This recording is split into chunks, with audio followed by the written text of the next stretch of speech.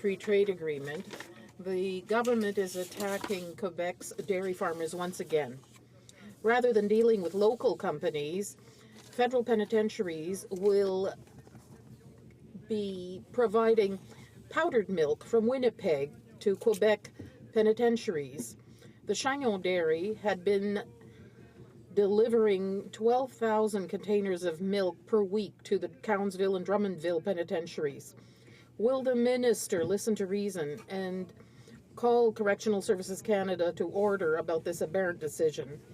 It's not a matter of what's better in your coffee, but the economic impact and loss of jobs that this federal decision will have on this region and on Quebec. Thank you, Mr. Speaker. Miramichi. Mr. Speaker, I rise in the House today to commemorate the life of a dear constituent. Simon Alexander Kingston was born in Bédavine on October 2nd, 1920. He was a retired, self-employed businessman and founded both Kingston Fuels Limited and Kingston's Car Wash Limited, which are both still operating in Miramichi and are providing much-needed employment. In addition to his business, Simon was also a dedicated member of St. Mary's Anglican Church, where he was a former church warden, a member of vestry, and a member of the cemetery committee. He was also a member of the Miramichi chapter of the Shriners Club. Mr. Kingston was a veteran of the Second World War, serving overseas with the Canadian Electrical and Mechanical Engineers, and a member of Branch 18, Royal Canadian Legion, Miramichi. Most importantly, Simon was a dedicated husband and father. His absence will be felt by many, both by his family and his community. Déclaration. Statements by members. The Honourable Member for Charlebourg-Saint-Charles. Mr. Speaker, in the framework of my new duties as official opposition critic for the Francophonie, that I rise today on National Family Literacy Day. It's as a parent that I'm also saying that being a parent is not always easy. A large number of parents in my riding are active and committed, and they have to deal with a very rushed and stressful life. Throughout Canada, many initiatives have been put in place to encourage Canadian families to integrate into their daily routine at least 15 minutes of reading together as a family. It's important to point out the work of literacy organizations, libraries, and schools. These organizations contribute to the integration of Canadians in our society and economy. The current government should devote more importance to families by renouncing income splitting and by creating a national plan to fight poverty. Under the NDP in 2015, Canadian families will be our priority. Mr. Speaker, over the past few months, the Yukon has lost two iconic figures. Alex Van Bibber passed away in late November at the age of 98. A child of the gold rush, Alex played a hand in almost every major event in the Yukon, including becoming one of the first Canadian Rangers in 1947. He pioneered the Yukon's robust outfitting industry and led the Humane Trapping Initiative, and he worked 8 summers on a gold dredge. When Robert Kennedy came north to climb a Yukon mountain for his brother John Fitzgerald Kennedy, Alex was hired as one of the expedition guides.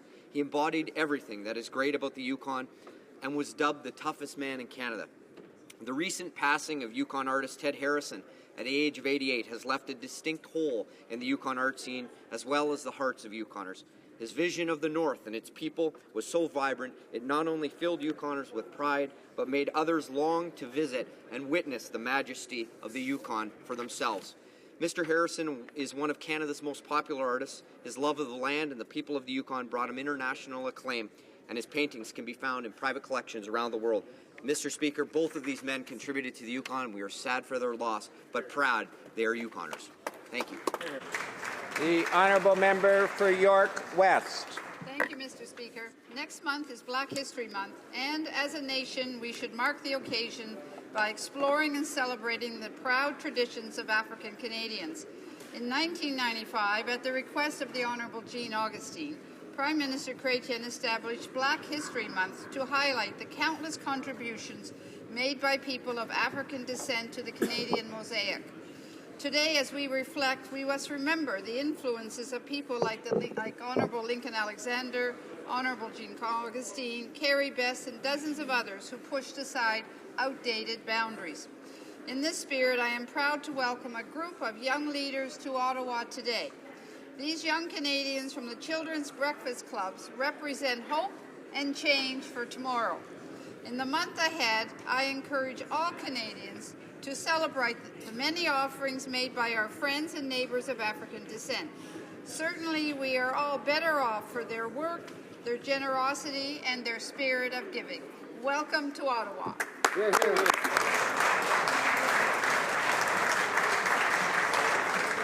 The Honourable Member for Stormont, Dundas, South Glengarry. Mr. Speaker, every 11 minutes a Canadian dies from tobacco use. Every 10 minutes, 2 Canadian teenagers start smoking cigarettes, and if they continue, one of them will lose their life because of it. I made a decision myself to quit smoking 35 years ago, Mr. Speaker, and I'm so happy I did. Earlier this month, I took part in the Break It Off campaign, a partnership between the Canadian Cancer Society and Health Canada as part of the National Non-Smoking Week. The team stopped at Cornwall St. Lawrence College campus to encourage young Canadians to quit smoking. Over the years, these types of initiatives have contributed to reducing smoking rates from about 50% in the 60s to about 16% today. Mr. Speaker, we are investing in this youth program because they are the future, and I hope that whatever their futures hold, it won't include smoking. Thank you. The Honourable Member for Edmonton, Strathcona. Mr. Speaker, popular opinion has it that Canadian youth are disengaged from the democratic process. Yet from my experience, our youth are playing an active role. Take, for example, Nessa Deans, an 11-year-old constituent who is enthusiastically participating in the political process at all levels. For her efforts, Nessa was named the youth winner of the 2014 Samara Everyday Political Citizen Award. Claire Edwards, while in high school, successfully advocated for a student trustee position at the Edmonton Public School Board and now chairs the City of Edmonton Youth Council. She's been recognized with the Top 30 Under 30 Award. In the last federal election, University of Alberta students organized a vote-mobile service to help students access advanced polls. Finally, at the service for Constable David Matthew Wynne, Kinusheo grade 6 students sang this verse lauding his support for the value of youth engagement. We can make a difference in our world today. Together we can make our world a better place. When we share together, so much can be done if all the children of the world would care in unison. The Honourable Member for Haliburton, Kawartha Lakes, Brock. Mr. Speaker, a couple of months ago we marked the 25th anniversary of the fall of the Berlin Wall, a great day that opened the door to democracy and human rights across Europe and beyond. Today, we mark a monumental anniversary of a different kind, the 70th anniversary of the liberation of Auschwitz-Birkenau, a word synonymous with the absolute worst of human behavior. Last week, the people of Azerbaijan marked a 25th anniversary of their own. Unfortunately, this was also for a terrible tragedy, one that came at the end of the Cold War. On January 19, 1990, in response to peaceful demonstrations in Baku calling for Azerbaijani independence, Soviet leaders sent in tanks and troops to viciously quell those gatherings. When the smoke cleared, 130 civilians had been killed and more than 700 more had been wounded. At that time, Human Rights Watch reported that the violence used by the Soviet army was so out of proportion to the resistance offered by the Azerbaijanis as to constitute an exercise in collective punishment. Mr. Speaker, as chair of the Canada-Azerbaijan Friendship Group, I have twice laid flowers for victims at the Martyrs Alley Memorial in Baku and heard firsthand accounts from Azeri friends who were there that night. This month, Canadians joined with Azerbaijanis to remember those who died and recognize that, in the end, their sacrifices ultimately hastened the end of the Soviet Union and the Cold War. May they rest in peace.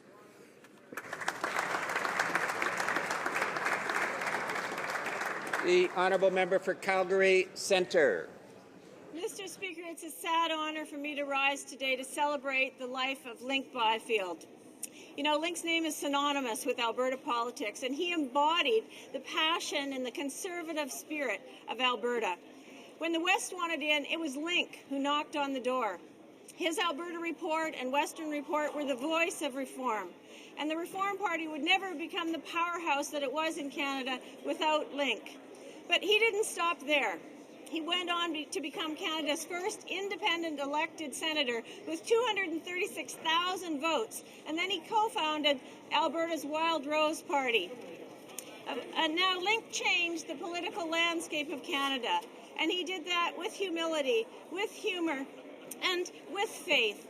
And we should all recognize his contributions that he made to this great country.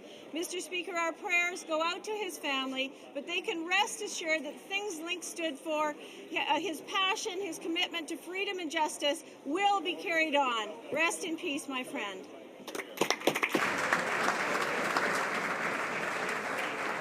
The honourable member for Montmorency, Charlevoix, Haute-Côte-Nord. Mr. Speaker, last Monday we heard the sad news of the sudden death of my predecessor, Mr. Michel Guimont. I wish to pay tribute to this politician who was in this House as a member of the Bloc Québécois from 1993 to 2011 for the riding of Montmorency, Haute-Côte-Nord. Setting aside our political differences, I'd like to underscore the qualities of this larger-than-life politician whose leitmotif was the welfare of his fellow citizens. He was a man with a big heart committed to his community. Everybody called him by his first name, and he also had an exceptional ability to create links with the people he met. To his children, Isabelle and Alexandre, his grandson Olivier, and his partner Joanne, always remember that Michel lived life intensely and devoted the best part of his life to the service of his fellow man. The honourable member for Prince Edward Hastings. Speaker, our government is committed to keeping the worst of the worst behind bars right where they belong.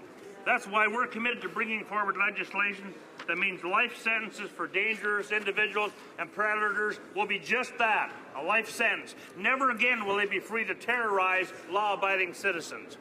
Sadly, though, today I was disturbed to learn that the NDP and the Liberal Party will oppose this legislation that they have not even yet read. This is clearly an example that the Liberal leader, he's not up to the serious job, and might I even say a critical responsibility of protecting Canadian families. Here, here. The honourable member for Quebec. Mr. Speaker, there are 200,000 more Canadians on unemployment than before the recession. Crossing our fingers and delaying the budget is not a good economic plan. That's not leadership, Mr. Speaker. As Kevin Page said, the state can afford stimulating the economy and must invest in this and increase its tax base. That's what our leader suggested today by putting forward a job creation plan in the manufacturing sector and in the small business sector. Rather than giving billions to big corporations that are already profitable, we should be supporting small and medium-sized businesses that are the engine of employment in our country. It's time to diversify our economy and promote innovation. The Conservatives are delaying their budget. The Prime Minister refuses to work with the provinces to face economic challenges. But Canadians know that they can count on the NDP. Member for Brampton Springdale. Mr. Speaker, since coming to office, our government has made it a mission to reduce taxes on Canadian families. This is why our Prime Minister announced that we would be putting hard-earned money back into the pockets of Canadian mums and dads with our family tax cut and the enhanced universal child tax care benefit.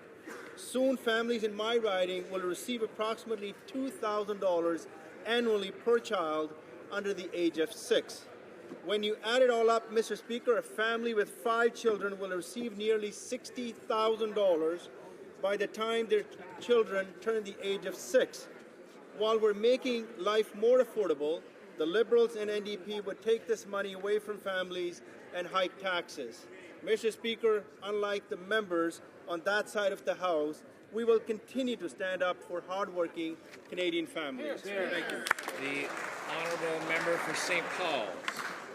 Mr. Speaker, International Holocaust Remembrance Day is observed every January 27th to mark one of the darkest atrocities in human history, the systematic killing of 6 million Jews during the Second World War.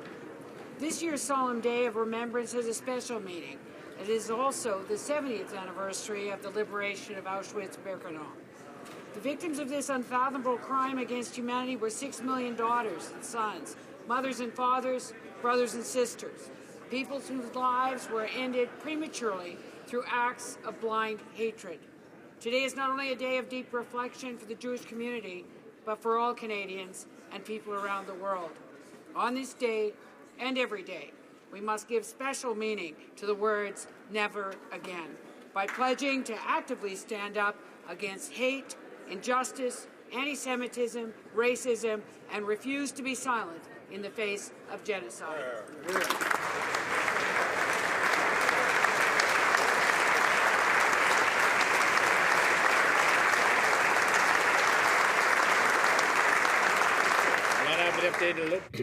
The Honourable Member for Loubinière-Chute-la-Chaudière. Mr. Speaker, thanks to our Conservative government, Canadian families can rest assured that the money they've earned by the sweat of their brow will go back into their own bank account. Our plan is simple and we will maintain it. We trust parents to invest in their children and to spend their money as they see fit. Soon, Quebec families will receive $1,920 per child under 6 and $720 per child between 6 and 17. The NDP and the Liberals want to withdraw that money from them and spend it on bureaucracy. Despite the opposition and the third-party Liberals who've taken a position against the middle class, I'm proud that our Conservative government is giving money back to the 4 million Canadian families that have children under 18. We recognize that parents are in a better position than the government to administer their own money. Honourable Member for Outremont. Today we stand together to commemorate the Holocaust, humanity's darkest hour. We remember the millions of mothers, fathers, brothers and sisters who were targeted by evil, including my wife's family. Nous avons en mémoire ces enfants. We remember these children whose bright eyes were shut too early. And we remember the 70th anniversary of the liberation of Auschwitz. That day, humanity did more than put out a horrible fire. We revived the flame of the human spirit. The contrary of love is not hate, it's indifference. Let's never wallow in indifference based on the poison of anti-Semitism and intolerance in all its forms. Wish to build a better Canada, one of diversity and peace. And so against hate and indifference, we'll work tirelessly so that this can never happen again. And we will build a world where love will prevail.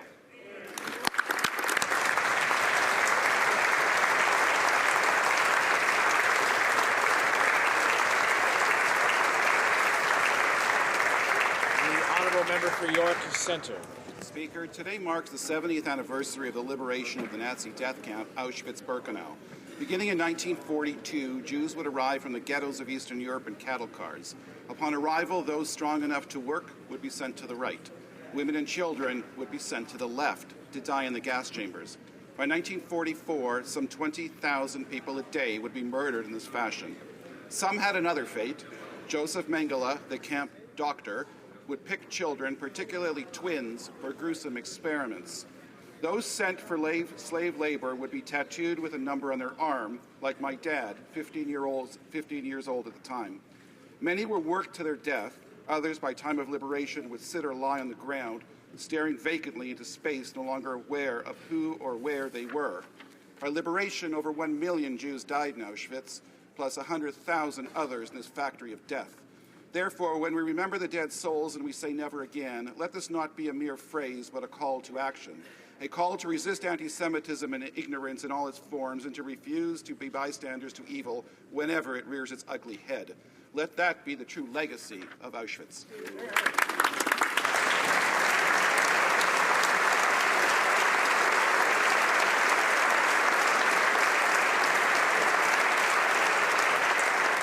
Following discussions among representatives of all parties in the House, I understand that there is an agreement to observe a moment of silence in commemoration of the 70th anniversary of the Auschwitz liberation. J'invite les honorables députés à se lever. I would invite members to rise.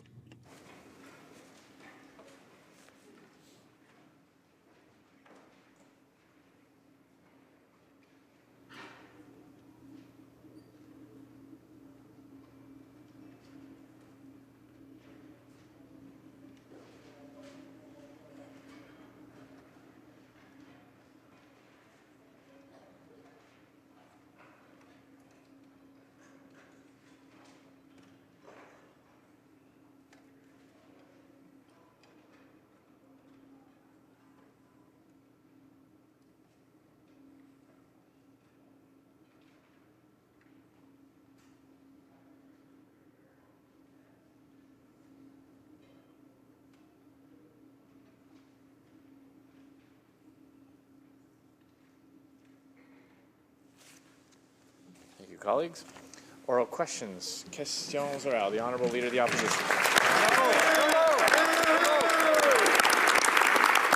Mr. Speaker, last fall I asked the Prime Minister whether Canadian forces in Iraq were painting targets for airstrikes. The Prime Minister answered, quote, "The purpose of Canadian forces in Iraq is to assist and advise. There is not a direct combat role." Again, I asked about ground forces targeting for airstrikes, and again the Prime Minister said, quote, "Canadian forces involved in Iraq are not involved in combat." But the Chief of Defence Staff has confirmed that painting targets is a combat role. That mission has involved combat from the beginning. Why did the Prime Minister mislead Parliament and mislead Canadians about sending Canadian forces into combat in Iraq? The Right Honourable Prime Minister. Mr. Speaker, the only problem here is that the NDP doesn't support the military mission against the Islamic State.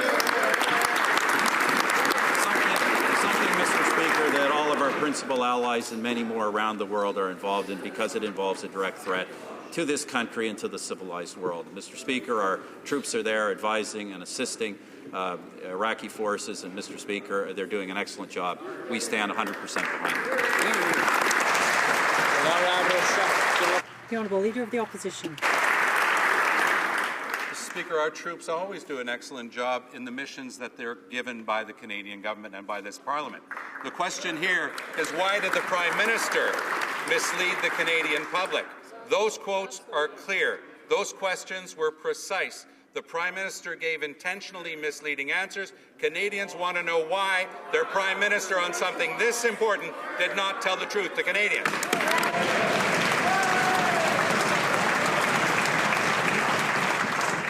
The Leader of the Opposition knows that phrases such as deliberately mislead or intentionally mislead are unparliamentary, and I'll ask him to keep that in mind. The Right Honourable Prime Minister.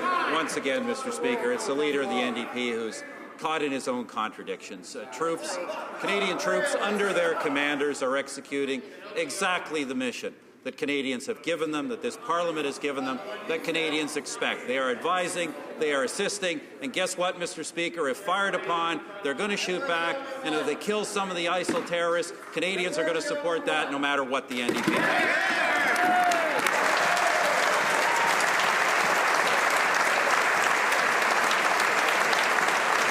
The Honourable Leader of the Opposition. The Prime Minister will be judged by Canadians based on what he said, not what he has changed in terms of his version. He told Canadians that we were not involved in a combat mission. That was false, and he will be judged on that fact this year, Mr. Speaker. Let's talk about telling Canadians the truth. Now, the current fiscal year ends March 31st. When will we see a budget? March 31st. When are Canadians going to see a budget? Right Honourable Prime Minister. Mr. Speaker, I'd like to respond to the second question. This year, Canadians will, in fact, judge all parties, and they will judge that this government has the attitude necessary to take action to put in place a mission against ISIL. That is the right thing to do, and we are very proud of our action. The Honourable Leader of the Opposition. Now, that's the truth that the Prime Minister is having a problem with. The Prime Minister has put all his eggs in the resource extraction basket for 9 years. The Prime Minister has fed into a cycle of boom and bust. He's left our economy at the mercy of falling oil prices. Now the bill is coming due. The NDP is ready, laying out clear actions the government could take to help small business and kickstart manufacturing. Why is the Prime Minister dithering yet again? Why no action? The Right Honourable Prime Minister. Well, of course, Mr. Speaker, completely the opposite is the truth. The reality, of course, Mr. Speaker, is that everybody is projecting the Canadian economy will continue to grow this year. Mr. Speaker, what we have done is pursued a plan of balanced budgets and low taxes for families, for individuals and businesses. What the NDP has advocated, in fact, what they were advocating as little as just a few weeks ago was that we impose additional tax and regulations and costs on the energy sector. That shows, Mr. Speaker, how completely out of touch the NDP is with economic reality, which perhaps explains today the leader's attempts to flip-flop and do a deathbed conversion towards lower taxes for business.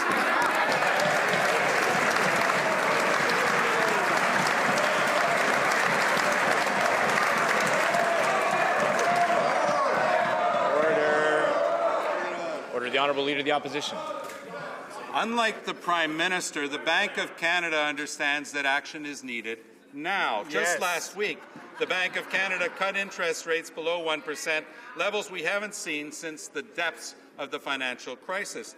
The bank understands the risk, and they're responding. Why is the Prime Minister, as usual, sitting on his hands? Where's the budget? Hear, hear. Right, Honourable Prime Minister. Well, Mr. Speaker, what the Governor of the Bank of Canada understands is that you do monetary policy once every quarter. He makes a monetary policy announcement. In this government, when it comes to budgetary policy, we do it every year based on a long-term plan.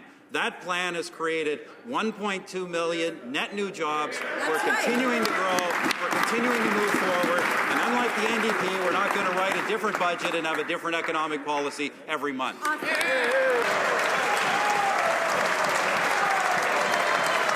The Honourable Member for Papineau. Mr. Speaker, last fall the Prime Minister said that our mission in Iraq was to assist, it is not to accompany. However, yesterday the Minister of Defense confirmed the contrary. Can the Prime Minister take this opportunity to correct the remarks made by his Minister of Defense? The Right Honourable Prime Minister. Mr. Speaker, the members of the Liberal Party and their leader have taken a position that is not very wise in opposition to the mission against ISIL, which is essential for our allies and for the safety of this country. The mission is clear, Mr. Speaker.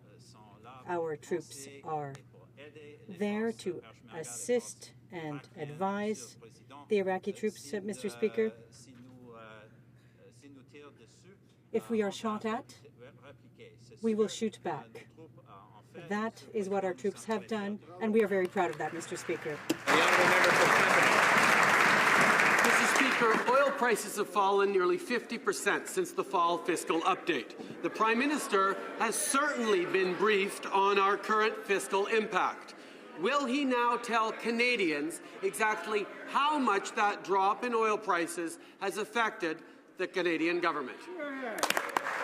The Right Honourable Prime Minister. Mr. Speaker, the government has been very clear. Obviously, the drop in oil prices affects the government's fiscal flexibility, but I've said repeatedly the government will balance the budget this year. I note, Mr. Speaker, that the Parliamentary Budget Officer himself has said today, even looking at his own numbers, that the government will be capable of balancing the budget this year. And, Mr. Speaker, we're not in recession. We have every intention of balancing the budget. The Honourable Member for Papineau. Mr. Speaker, after 2 weeks of contradiction and improvisation, the Minister of Finance and the Prime Minister have now confirmed that nothing appears to have changed because of oil prices. Now, if that's the case, then why is the Prime Minister allowing the Minister of Finance cause uncertainty, and why are they delaying the budget? The Right Honourable Prime Minister. Mr. Speaker, the government is following its long-term plan to balance the budget, to reduce taxes, and to create jobs. This plan is working. We can see the results. I fully understand that the Liberals and the NDP are more in favor of hiking taxes and increasing the deficit, but, Mr. Speaker, that is not our policy, and that is why we are seeing growth and our policy is admired across the world. Mr. Speaker, we've lost more than 500,000 manufacturing jobs over the last decade, and Southern Ontario has been rocked by plant closures in recent years. Now, the Conservatives have just stood by, while the Liberal leader says it's time to give up. Well, they're both wrong. We can kickstart manufacturing in Canada, but we need action now to boost investment and create jobs. So will the Conservatives adopt our plan to help create the next generation of well-paying manufacturing jobs for Canadians? of Industries. Anytime a New Democrat starts a question with, will you adopt our plan, I'm going to go ahead and say no. Mr. Speaker, you know, we actually do have good jobs, good numbers when it comes to manufacturing. Manufacturing sales, she singles out the province of Ontario. Sales and manufacturing in Ontario are up 41% since the recession. And just in the past month, Chrysler has announced that they're investing $2 billion into the city of Windsor. Honda Motor Company in Ontario says they're going to invest $850 million to create jobs. Ford Motor Company is investing more money as well into Oakville, which is going to create 1,200 new jobs in Oakville in the auto sector. So we do have policies that are working, that are creating jobs, and is supporting the manufacturing sector well into the future for Canadians.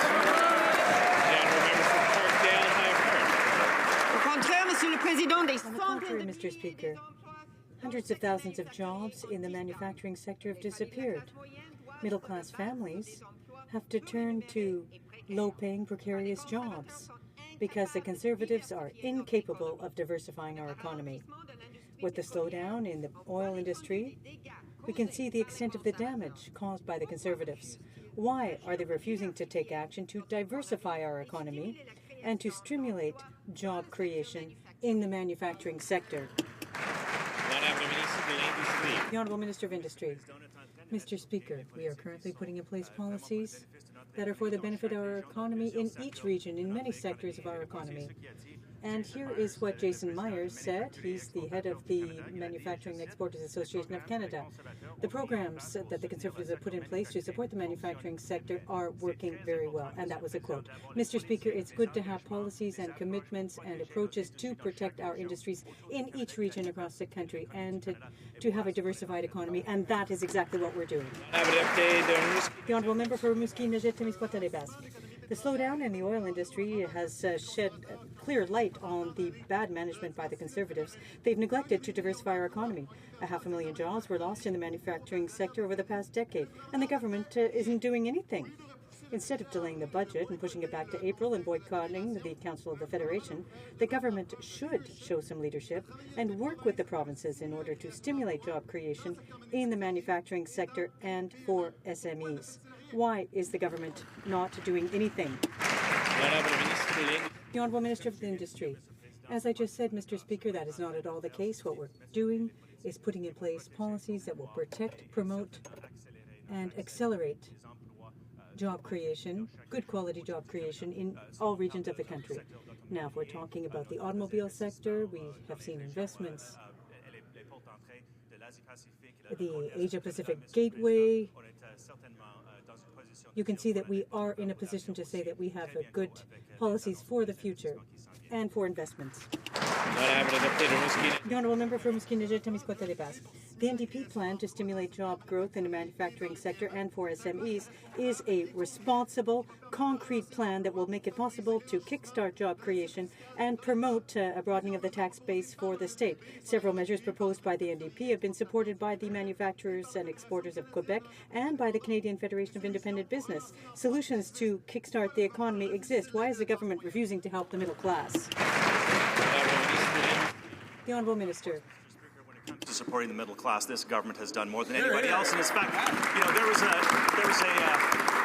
well-publicized, well-documented study that was on the front page of the New York Times that said that Canada has the wealthiest middle class in the world. And it's because our government has delivered for the middle class, lowering taxes, supporting key industries in all parts of this country, and ensuring that good quality jobs are happening all across this country to the benefit of all regions of Canada. That's why we have our national shipbuilding procurement strategy. That's why we're supporting the automotive industry, Mr. Speaker. We're keeping taxes down. We have a 13-point lower corporate tax rate than what's offered in the United States, which is creating jobs in Canada, in all of our regions, Mr. Speaker. We're leading the world. 1.2 million net new jobs have been created, and we're going. The Honourable Member for Skeena-Bulkley Valley. The Conservatives say to the 400,000 Canadians that lost those manufacturing jobs, they just read the New York Times and have hope. Another day and another report showing the mess that Conservative economic mismanagement has put us in. Today, the PBO joined the Conference Board, the TD Bank, and others in raising concerns about the impact of low oil prices on the Canadian economy. Conservatives have failed to build a balanced economy, blowing billions on handouts to the wealthiest families and most profitable corporations. While tens of thousands of Canadians' families lose their jobs, the finance minister refuses to do his. Delaying the budget months and hiding under the covers won't help these families out at all. So will he support our motion, at least, to show us the books, come clean with Canadians for once? The Honourable Minister of Finance. Mr. Speaker, the PBO is one of many forecasters, and they have shown that the government can, in fact, reach a balanced budget next year, which we are, of course, determined to do. Our government has a low-tax plan for jobs and growth, and it's working. 1.2 million net new jobs, a superior growth rate to that of the G7 countries overall. We're proud to lower taxes, and we're proud to provide benefits to 4 million Canadian families. The opposition would put forward policies that would raise taxes and increase debt. The Honourable Member for Skeena-Moku Valley. Our economy faces real challenges that call for a real response, but rather than spring into action, this finance minister has gone into lockdown, hiding the books and refusing to simply come clean with Canadians. But here's the reality. 1.3 million Canadians out of work. Jobs grew slower than population last year in Canada, and that was supposed to be a good year, according to Conservatives, and 400,000 lost manufacturing jobs that this government's doing nothing to replace. When are we going to see an actual plan from this government? When are we going to see a budget? When is he going to come out from under the covers and do his job for Canadians?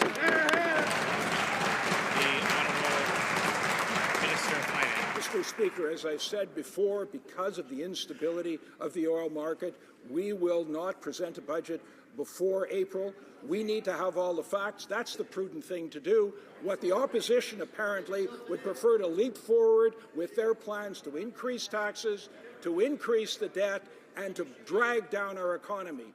We are presenting a policy which will advance the prosperity and the security of Canadians now and for future generations. The Honourable Member for Skeena-Moku Valley. Not sure what's worse, having bad policies like the Conservatives or having no policies like the guys down in the corner. Look, there's a clear choice and distinction between us and the Conservatives. The Conservatives believe in handing out billions of dollars to the 15% of the wealthiest Canadians. New Democrats believe in affordable childcare for every Canadian family. Conservatives believe in putting all their eggs in one basket. New Democrats believe in a diversified manufacturing sector. Yes. Conservatives believe in massive handouts to the wealthiest corporations, but New Democrats believe in helping small businesses that create 80% of all new jobs here in Canada. So when are Conservatives going to get with reality and side with good policies and right ideas that will help Canada out today? The Honourable Minister of Industry. We believe in lowering taxes on small business. They voted against it. We believe in lowering taxes for families. They say it's a bad idea. We support the National Shipbuilding Procurement Strategy. They voted against it. We believe in expanding free trade with Europe. They're going to vote against it, Mr. Speaker. We believe, of course, in supporting our automotive sector with the Auto Innovation Fund. They have voted against it. Every single time we have taken measures that have been praised around the world for supporting the jobs in the Canadian economy, Mr. Speaker, it's always been the NDP that has been against it. 1.2 million net new jobs have been created since the recession. We've done that while lowering taxes, not raising taxes. We have a balanced budget, and the Canadian economy will be strong well into the future.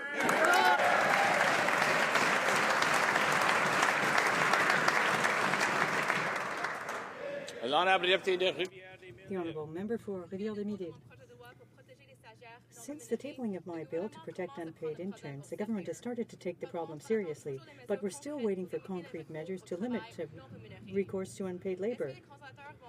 Will the Conservative governments take action and ensure that all interns, students like others, will be considered full-fledged employees and protect them, as they should, under the Canada Labour Code? Parliamentary Secretary to the Minister of Labour. Mr. Speaker, stakeholder consultation is very common on legislation that is before Parliament, and the Minister has asked me to meet with stakeholders across the country to discuss the issue of internship as it relates to the federally regulated workspace. Thank you. The Honourable Member for Davenport. Thank you, Mr. Speaker. Now, this government has presided over a youth jobs crisis, and the solution for so many young people has been to work for free. Now, the Federal Labor Code gives every single employee rights and protections. The problem is that unpaid interns are not considered employees under the code, so they do not have the right to refuse unsafe work.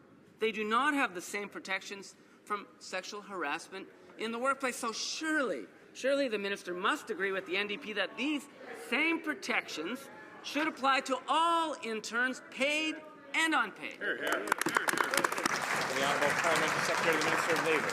Government is committed to keeping Canadian workplaces safe, fair and productive. And it's why our Economic Action Plan in 2014 invested $40 million to support up to 3,000 internships in high-demand fields. And I want to point out that whether it's the youth employment strategy, it's our support for the internships, the $40 million, again, the NDP do not support those measures. They need to start supporting our government and the positive measures that we take. The Honourable Member for York West. Mr. Speaker, for years this government has sat back and watched as manufacturing jobs bled from a sector desperate for help. Over 350,000 families suffered through the worst sector meltdown in a generation. That's right. Just today, St. Thomas, Ontario lost another 1,500 jobs. Canada's manufacturing exports have plunged 7% since 2005, while U.S. exports have increased by 70%. Well, the only thing this government is good at manufacturing clearly is empty rhetoric. Instead of manufacturing false blame, will the Conservatives commit to a real plan to help our families? The Honourable Minister of Industry. Mr. Speaker, it was the leader of the Liberal Party who in Windsor last week said that the Canadian government should move away from supporting manufacturing altogether. So the policy of the Liberal Party is not neglect, but it's actually proactive abandonment of the manufacturing sector. That's, of course, mindless, Mr. Speaker. Our policies are working for Canadians, and let's let the last word on this go to Jason Myers, the Canadian Manufacturers and Exporters CEO. He said the programs the Conservative government has put in place support manufacturing, and they do it very well. The Honourable Member for Kings Hants. Speaker, the only thing this government manufactures is excuses. The reality is that the finance minister says he needs to delay the budget until he's heard from the economists. If the minister would listen, he'd hear TD Bank and now the PBO saying that he's heading towards deficit. Yet the minister insists he can balance the budget while giving income splitting as a gift to the rich and without program cuts. Now that he's heard from the economists and they're contradicting him, will he stop dithering and table a budget to clear up this uncertainty he's created? The Honourable Minister of Finance. Speaker, as I've said, the PBO indicated that Canada is well within the margin of being able to balance the budget, and in fact, we will do so. We will base our forecasts on the private sector, as we've always done. We will continue our plan, which is a low-tax plan for jobs and growth, and we will reject the policies of the opposition, which would raise taxes and increase debt and burden our children and our grandchildren with today's expenses. The Honourable Member for Kings Hants. Speaker, if the minister is so sure that he can introduce a balanced budget this year without spending cuts and deliver income splitting to the rich, why doesn't he introduce the budget as usual in February? Because clearly, according to what he's saying now, there's no fiscal reason or economic reason not to do that. So is the real reason for delaying the budget to April a political one? To table a budget, perhaps in the middle of the Mike Duffy trial, to try to distract Canadians from yet another Conservative scandal. The Honourable Minister of Finance. Mr. Speaker, as the Prime Minister has said, we base our decisions on the economic reality. And the reality is an instability in oil prices, which results in a need to get our information, which we will do. We present a budget once a year. We present our fiscal update once a year. We will balance the budget. We will honor our commitments to keep taxes low for Canadians, and we will reject the opposition's attempt to increase the debt and burden our children and grandchildren with today's expenditures. For St. John's East. Mr. Speaker, I submitted a formal question to the Minister on the order paper requesting the cost of the military mission in Iraq. and I was expecting a serious answer. Instead, the minister's response was that he will only provide the information his department has 90 days after our time in Iraq is complete, whenever that might be. Can the Minister of Defence confirm that his department is actually in possession of the cost estimates, but that he just won't release them? The Honourable Minister of National Defence. What I can confirm is that our men and women are actively deployed in the fight against terrorism. And as I've already indicated, Mr. Speaker, there are costs already allotted within the budget, and any incremental costs will be tabled. But I think one thing we can all agree on is that even spending $1 fighting terrorism in that part of the world will be opposed by the NDP. Honourable Member for Portneuf, Jacques Cartier. Mr. Speaker, unlike what the Conservatives promised, Canadian Forces members are on the ground in Iraq on the front lines of combat. And according to the Department of National Defence, only Canada is in this position. And so the question here, it's not about whether or not our troops should shoot back. The question is, why did the Conservatives put our soldiers in this situation without telling Canadians the truth about our combat mission in Iraq? The Honourable Minister of National Defence. Completely off base with this. We have been very clear in the government's decision to involve fighter jets out of Kuwait. Mr. Speaker, we've been a part of that. We're advising, assisting with our special forces. We've put this matter before Parliament, Mr. Speaker, because it's the right thing to do to stand up to terrorism and cooperate with our allies. And why does this never have the support of the NDP? The Honourable Member for Châteauguay, Saint-Constant. We were all very happy to hear the minister say yesterday that veterans will be his priority. But that's not enough to rebuild a relationship of trust. What's needed are clear answers and firm commitments. And so I'll repeat my question from yesterday. Will the government do the right thing, reach out to veterans, and reopen the regional Veterans Affairs offices as veterans have asked? Yes or no? Honourable Minister of Veterans Affairs. Mr. Speaker, as that member well knows, by the end of this year, veterans will have the opportunity to seek mental health supports at 25 offices from coast to coast. It's about meeting the new and rising needs for our veterans, Mr. Speaker, and offering services for veterans that are in their 20s and 30s, as well as veterans in their 80s and 90s, Mr. Speaker. We're meeting these evolving needs. Here, here. The Honourable Member for Sackville Eastern Shore. Mr. Speaker, every Canadian knows that there is a moral and social obligation to care for those men and women we ask to put in harm's way. But it's only the Prime Minister and the Conservatives who do not believe that there's a moral and social obligation to care for those, especially now those in Iraq. So my question very simply to the Minister of Veterans Affairs, does the government believe that there is a moral, social, legal, and fiduciary responsibility to care for the heroes of this country that the government asks to put in harm's way? The Honourable Minister of Veterans Affairs. Mr. Speaker, I met the Honourable Member in 1997 when I was a lieutenant at the Air Base in his riding. That was 1997. A few years later, Mr. Speaker, he voted in this place for the new Veterans Charter.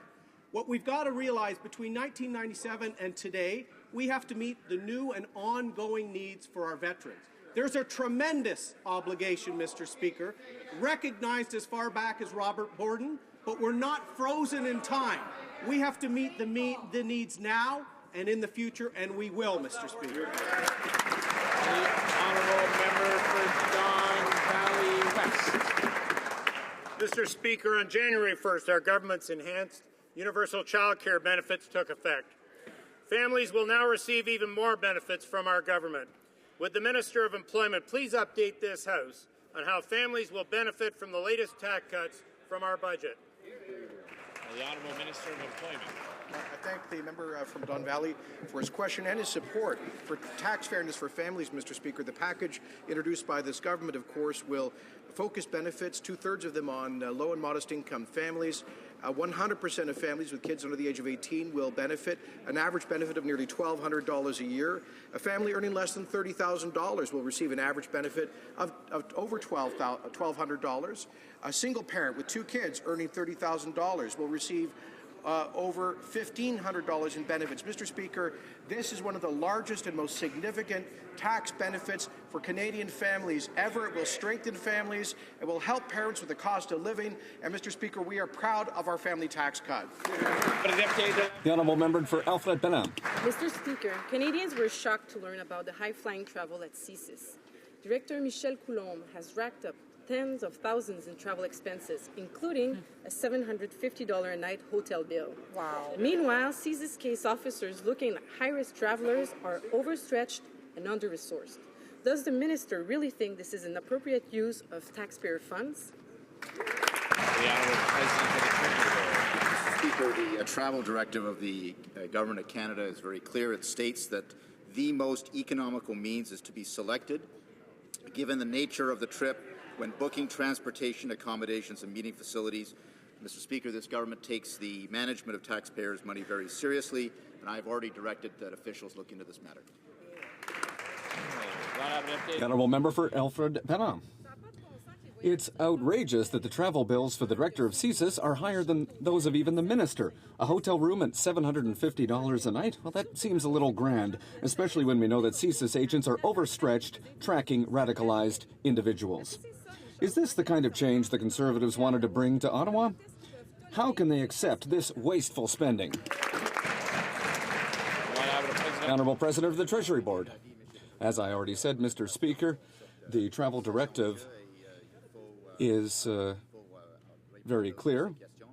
We will answer this question. We will look at this, and I've directed officials to have a conversation on this subject. The honourable member that it's a little bit rich coming from them.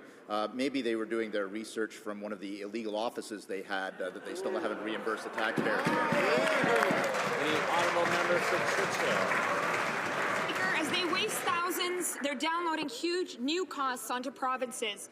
Most recently, they tried to sneak through changes, making it harder to qualify for federal assistance in the wake of natural disasters. This will have a huge impact on Manitoba. In the last 5 years, we've had 3 major floods as well as other disasters. Under the new rules, this government is upping the threshold, leaving municipalities and the province with no relief. How can the minister justify leaving behind disaster-stricken communities across my province? The Honourable Minister of Public Safety. Mr. Speaker, quite the contrary.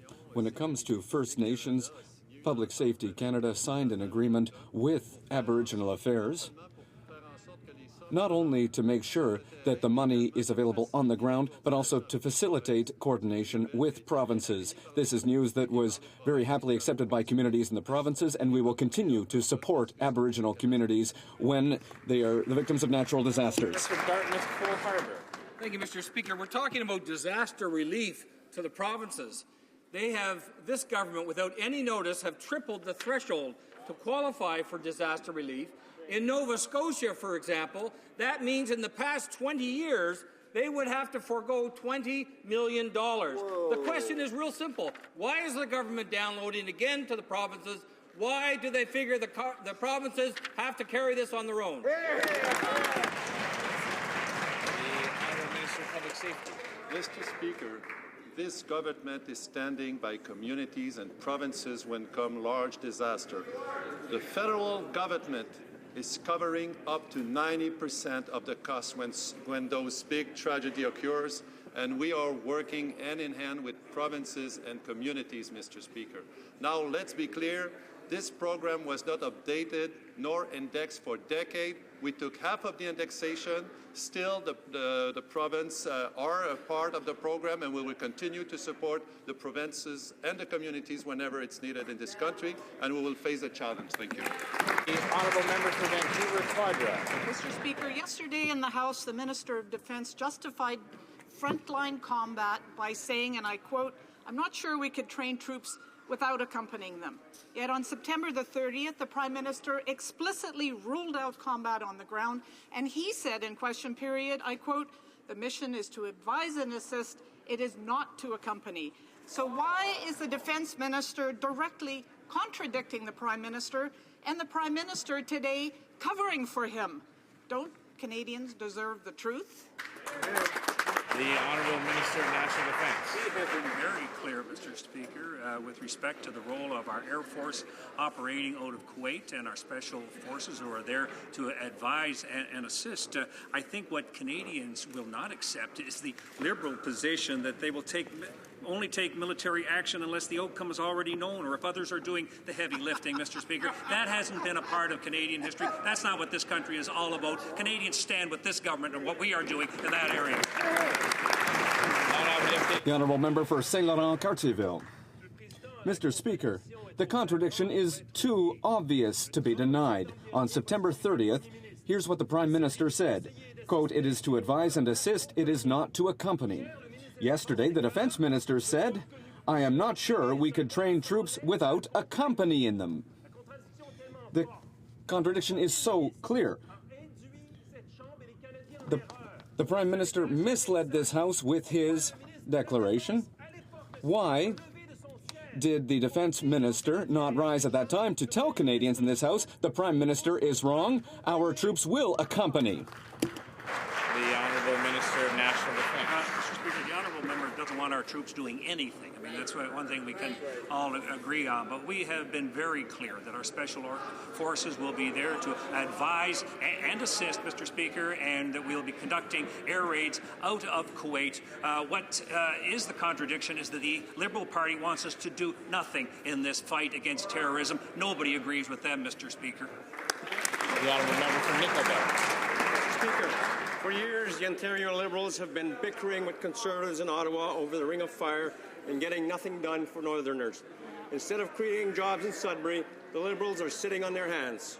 Can the Minister explain to me why, if there's something that needs to get done in Southern Ontario, it gets done, but when it's up north, there's a lot of talk and no action? The Honourable Minister of Natural Resources. Thank you, Mr. Speaker. That might be a question for the provincial legislature, but I'll put it to my friend and colleague, Minister Gravel, this afternoon, who I will be meeting with to talk about, hopefully, specific projects that pertain to the Ring of Fire. As I've reminded this place and my colleagues in Ontario, the Build Canada Fund announced in 2013 has the potential to support infrastructure funding for legacy resource development projects like Ring of Fire. To this date, departments across our government have made responsible investments in Ring of Fire, and we're hopeful that the provincial government will get on board with specific proposals to move this forward. Thank you. The Honourable Member for Timmins, James Bay. Mr. Speaker, the fact is that the Conservatives are cutting $11 million out of the FedNor budget for Northern Ontario over the next 4 years. Now, this is on top of the fact we've already lost 30,000 jobs in the north. And if it wasn't that bad, we actually have to then deal with the provincial Liberals who don't seem to understand the Ring of Fire isn't a karaoke song. It is a $9 billion investment in the future. So I want to ask my colleague, where's the action plan? We have communities like Timmins, Thunder Bay, and Cape Creole being sidelined by this lack of investment that will help our businesses, our communities, and our First Nations. Where's the plan? The Honourable Minister of Natural Resources. A timely question, Mr. Speaker. I was just in Timmins, Kirkland Lake, Cochrane, and Hearst early last week. It was 38 below zero. The folks there were warmed up and comforted by the investments that FedNor was making across that region. Where they got frosty is when I reminded them that that member voted against every single one of those measures. The Honourable Member for Elmwood Transcona. Mr. Speaker, Canada remains committed to showing our solidarity with the Ukrainian people in the face of Russian military aggression. That's right. We sure do. So far, the Canadian forces have made significant contributions to NATO's Baltic air policing activities, have deployed approximately 120 Canadian Armed Forces members to Eastern Europe to participate in training events, and have sent 20 operational planners to NATO headquarters. Can the Minister of National Defence please update the House on the latest contribution Canada has made to NATO's Ukrainian assurance measures? Well said. The Honourable Minister of National Defence. Last month, HMCS Fredericton departed Canadian Forces Base Halifax to join Operation Reassurance. The Fredericton is the first modernized high-readiness frigate to deploy overseas. As a result of investments from this government, HMCS Fredericton has new radar capabilities, a new electronic warfare system, and upgraded communications and missiles. Make no mistake, Mr. Speaker, this government will continue to show by supporting this mission our support for the people of Ukraine. The honourable member for Thunder Bay, Rainy River. Oh, sorry, Wascana. Wascana first. Sorry, Wascana. Thank you, Mr. Speaker. My question is for the Minister of Transport, and we're all glad to see that she's in such good health.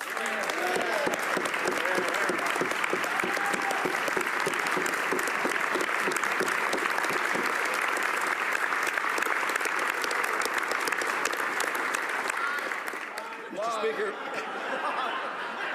a group of agricultural shippers released a report yesterday showing that the railways are again some 12,000 cars behind in meeting orders to ship grain, and there is still no equity among corridors. North-south shipments especially are suffering, and that particularly hurts Saskatchewan. Since the farm groups will be updating their report every week, can the minister confirm that their figures are accurate? And how will the minister respond if the railways continue to fall short for the rest of this crop year?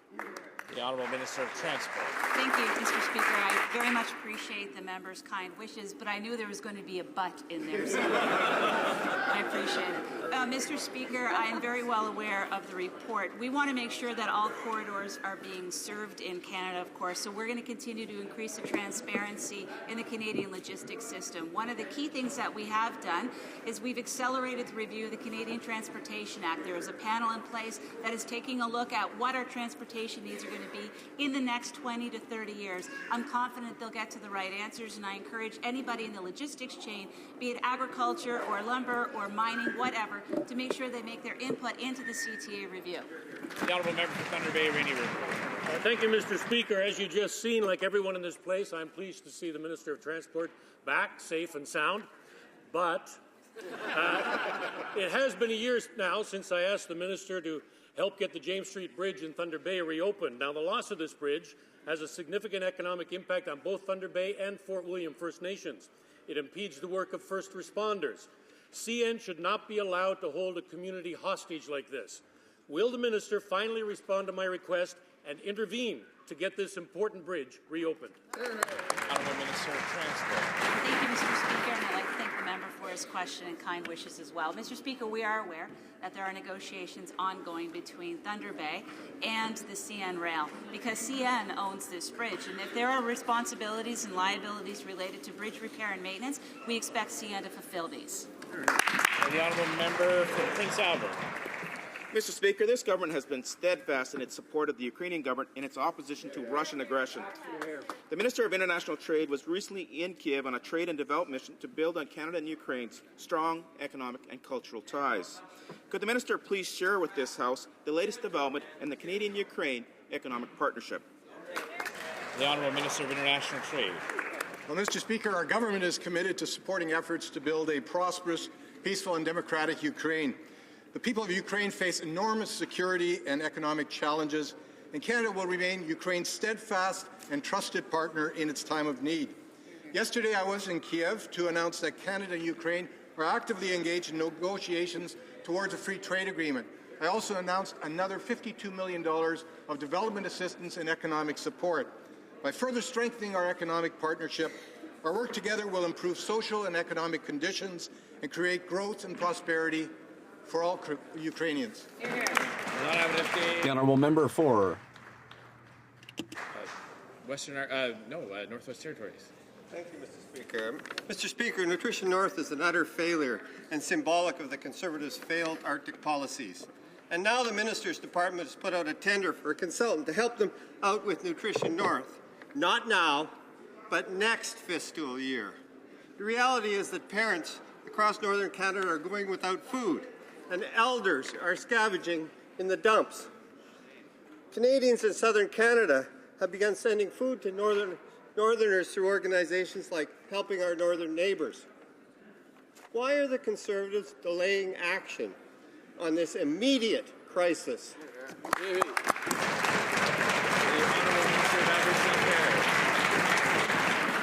Again, Mr. Speaker, the government is indeed taking action. We indicated to the House and to Northerners that we would implement all of the recommendations of the Auditor General, And the fact remains, I mean, you know, the NDP may grandstand and try to mark political points and play politics with the fate of Northerners. But the fact of the matter is that the results are clear. Since the implementation of Nutrition North, the perishable food, nutritious food shipped to Northern Canada has gone up by 25%. And the cost of a food basket has gone down for a family of 4 by $110 a month. So that's something and quite a significant achievement. Honourable Member for Saint-Léonard-Saint-Michel. Thank you, Mr. Speaker. Over the last 5 years, through the tax credit for the child fitness tax credit, the government has spent a huge amount of money. The objective was to get young Canadians moving, and it's failed.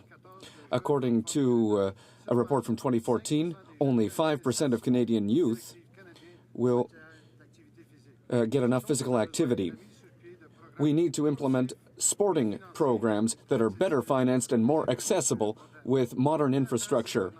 What is the government waiting for to act when it comes to the physical fitness of our young Canadians? The Honourable Minister of State for Sport. Thank you, Mr. Speaker. We all agree that active, healthy lifestyle is good for people of all ages. That is why we have great organizations like Participation, Kids Sports, Special Olympics, Sport for Life, and Canadian Tire Jumpstart that we fund. And that is why I'm proud that Prime Minister doubled the fitness tax credit to $1,000, and also the universal child care benefits when increased. My hope is that parents put those towards sports for the kids, so that kids can get involved in sports and physical activity, and they excel in education as well. Thank you. The Honourable Member for Verchères-les-Patriotes. Mr. Speaker, for the story of the blogger Raif Bawadi in Saudi Arabia has gone around the world. Although Mr. Bawadi is not Canadian, his family is here, and Canada must denounce this terrible situation and make sure that human rights are respected. I know that this government has already said several times that asking for clemency from the Saudi government will not...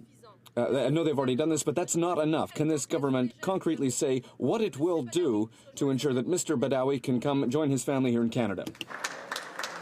The Honourable Minister of State. The punishment of Mr. Badawi to be a violation of human rights, and we continue to call for the clemency. In this case, Mr. Badawi is not a Canadian citizen, but we continue to make our position known, both publicly and through diplomatic channels, including the Minister of Foreign Affairs recently raised this issue with Turkey Al-Faisal, and that is also made representations to Saudi Arabia's ambassador in Ottawa and the ambassador in Riyadh as he met with Saudi officials. Question period for today. I would like to draw to the attention of honourable members the presence in the gallery of the Honourable Bob McLeod, Premier of the Northwest Territories.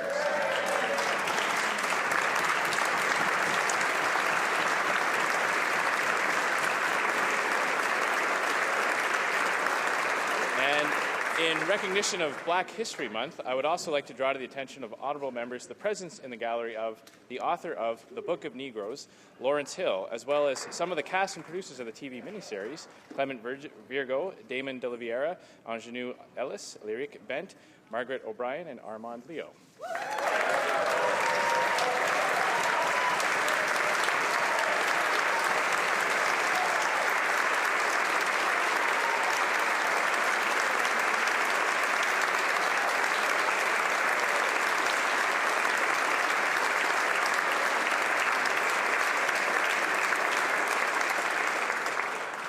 Orders of the day, ordre du jour. Business of supply, resuming consideration on the opposition motion standing in the name of Mr. Cullen regarding the economic situation.